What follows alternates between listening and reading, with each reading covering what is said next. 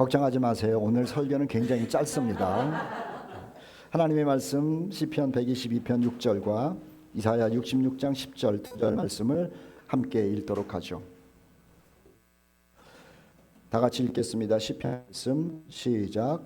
예루살렘을 위하여 평안을 구하라. 예루살렘을 사랑하는 자는 형통하리로다. 이사야 66장 10절 시작. 예루살렘을 사랑하는 자들이여 다 그 성읍과 함께 기뻐하라. 다 그 성읍과 함께 즐거워하라. 그 성을 위하여 슬퍼하는 자들이여 다 그 성의 기쁨으로 말미암아 그 성과 함께 기뻐하라. 아멘. 우리가 12번의 설교를 들었죠. 넷으로 나눴어요. 첫 번째, 구약에서의 예루살렘은 어땠는가라는 말씀을 나눴죠. 창세기 처음부터 예루살렘에 관한 이야기가 나오는데 그 예루살렘에 멜기세덱이 있었다는 거예요. 그 멜기세덱은 평화의 왕이고 전능하신 하나님의 제사장이라는 거죠. 그런데 그 예루살렘의 멜기세덱은요, 사실은 예수님을 보여주는 거죠. 그래서 하나님은 처음부터 이 땅에 주님을 보낼 생각을 하셨고, 그리고 예루살렘에서 하나님의 놀라운 일들을 하실 계획을 하셨다라는 것을 암시하고 있는 겁니다. 12주 동안 들었는데 창세기에 예루살렘에 멜기세덱이 있었다는 말씀을 들었고, 또 하나는 예루살렘에서 아브라함이 아들을 바치는 놀라운 순종이 있었다는 말씀을 들었어요. 그리고 아브라함만 순종한 것이 아니라 하나님이 너를 번제물로 바치라는 소리를 이삭이 들었는데 이삭도 그 말에 순종했다는 거죠. 그래서 구약의 예루살렘이라고 하는 것은 평화의 왕이 있었던 곳이고 위대한 순종이 있었던 곳으로 우리에게 보여주고 있어요. 구약에서 세 번째 예루살렘은 어떻게 나타나는가 하냐면요, 하나님의 마음과 또 하나님의 귀와 하나님의 눈이 있는 성전이 지어진 곳으로 기록되어 있죠. 하나 더, 유다 백성들이 그리고 이스라엘 사람들이 완전히 타락을 해가지고 멸망을 하지 않습니까? 바벨론과 아수르 나라에. 그런데 하나님께서 죄를 지어서 멸망을 시킨 그 유다와 이스라엘 백성들을 다시 이스라엘로 데리고 오세요. 저 바벨론, 지금으로 말하면 이란 땅에 가가지고 노예 생활을 하게 하시다가 70년 만에 이스라엘 땅, 가나안 땅, 유대 땅으로 돌아오게 하시죠.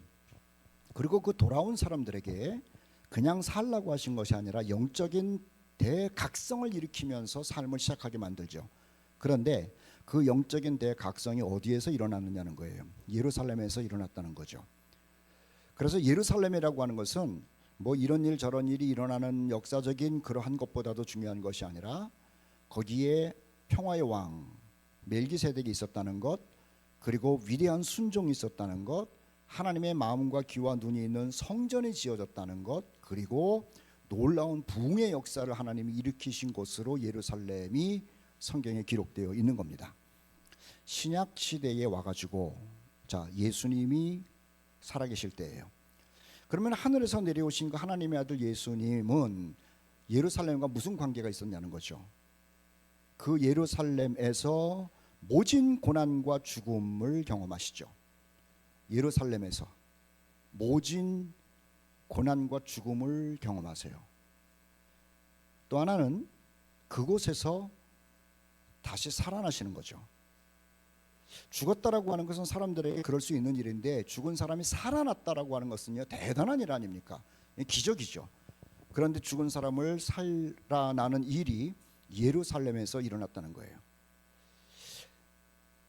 세 번째, 이 예루살렘이 예수님과 관계 속에서 중요한 게 뭐냐면은 그곳에서 구름 타고 하늘로 올라가셨다는 거죠. 예수님이 베들레헴에서 태어나시고 애굽에서 어렸을 때 생활하시고 나사렛에서 사시다가 갈릴리에서 활동을 하셨는데 오랫동안 살고 활동하신 그곳에서 죽고 부활하고 승천하신 것이 아니라 일부러 예루살렘으로 가셔서 고난받으시고 죽으시고 승천하신 거죠. 그러니까 구약에서도 예루살렘이 그렇게 중요한 것처럼 하늘에서 내려오신 하나님의 아들 예수님에게도 예루살렘은 그렇게 중요한 곳이었다는 거예요. 그리고 예수님이 예루살렘에서 고난받고 죽으시기 직전에 아주 중요한 이야기를 하신 겁니다. 아주 중요한 일. 그거 뭐냐면요, 종말에 관한 이야기를 하셨다는 거예요. 그 예루살렘의 감람산 있잖아요. 거기에서 사람들에게 마지막 때의 이 일을 아주 적나라하게 얘기를 하셨죠. 갈릴리에서 하지 않았어요.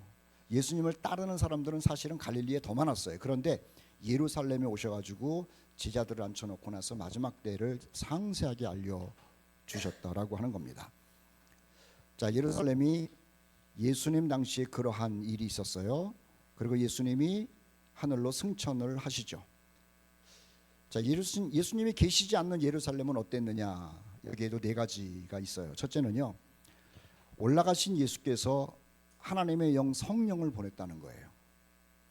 성령이 어디로 임했느냐? 예루살렘으로 임했다는 거죠.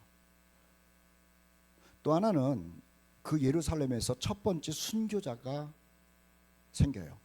스데반이라고 하는 거예요. 그리고 세 번째는요,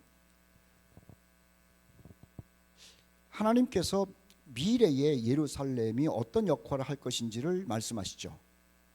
천년왕국의 수도가 될 것을 말씀하세요. 우리 그리스도인들이 바라는 세상을 선물로 주시는데, 우리가 바라는 세상을 선물로 받았을 때 그 수도가 예루살렘이 될 것을 말씀하세요.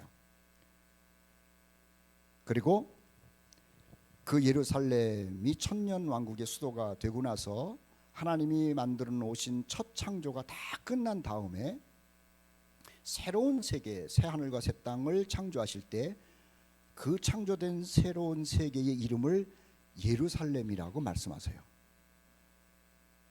그러니 예루살렘이라고 하는 이 지역이, 이 성읍이, 이 장소가 보통 장소는 분명히 아니라 12주 동안 말씀을 들었는데요. 예루살렘에 관해서 늘 머릿속에 듣기도 하고 또 생각하기도 하고 뭐 등등 할 때 이 말씀들을 항상 생각했으면 좋겠어요. 구약에서 예루살렘의 역할, 예수님이 살아계셨을 때의 예수님과 예루살렘의 관계, 그리고 예수님이 떠나가신 다음에 예루살렘에서 일어났던 일, 일어날 일에 관해서 우리가 생각을 한다면은 성경을 읽을 때 그리고 신앙생활할 때 도움이 많이 되지 않겠나라는 생각을 하게 되는 겁니다. 여기까지가 이제 오늘 설교 다 끝난 거예요. 빨리 끝났죠? 너무들 좋아하시는데 내가 딱 보니까는 빨리 끝난다 그러는데 언제 끝나나 그러고 계시는 것 같아요. 어제 우리 찬양 연습하다가 참 신기한 질문을 받고 대답을 했어요. 서리가 질문을 하더라고. 목사님, 천년왕국 얘기를 하셨는데 천년왕국에 별로 그렇게 가고 싶은 마음이 없는 얘기들이 있대. 그래서 왜 그러냐 그러니까는 구석기 시대, 신석기 시대로 자꾸 간 생각이 든다는 거야. 그래서 가가지고 호미를 가지고 뭐 농사를 짓고 그 다음에 꽃갱이를 가지고 땅을 파고, 내가 그런 얘기를 했어요? 그러니까 자기 마음대로 생각하고 나서 무슨 신석기, 구석기 시대 무슨 뭐 짐승 잡아가지고 무화과나 뭐 이런 그런 거 아니에요. 최첨단의 천년왕국이 최첨단의. 지금 거기서 차도 있다고 그랬어요. 비행기도 타고 다니고 또 시집 못 갈까봐 얼마나 걱정하는지 시집도 가고 노래하고 싶은 사람 노래하고 과학자는 또 과학을 연구하고 다 하는 거예요. 그 최첨단의 천년왕국을 우리에게 주는 거니까는 뭐 신석기 시대가 돼가지고 뭐 이발도 못하고 화장도 못하고 뭐 이러는 거 아니니까는 걱정하지 마시고 그냥 가면은 됩니다. 이제부터 간증을 할 거예요. 우리 간증하는데 찬양하고 간증 순서 다 짰죠? 네, 간증할 거니까 이것이 나의 간증이요 그 찬송하고 한 분씩 나와서 간증 나누도록 합시다.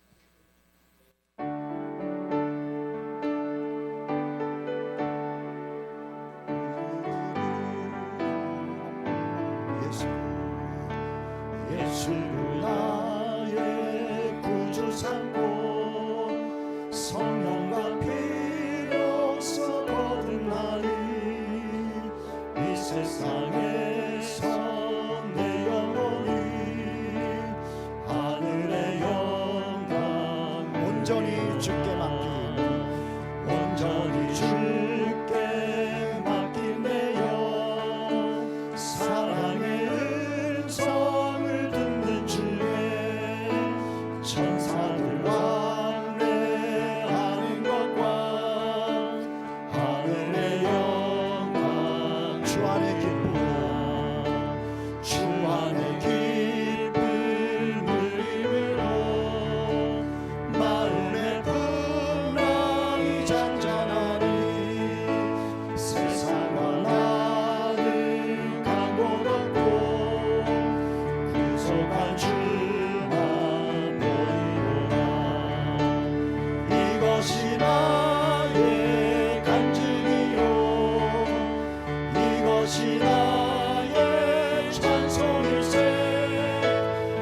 사는 동안 끊임없이 구주를 찬송 이것이 나의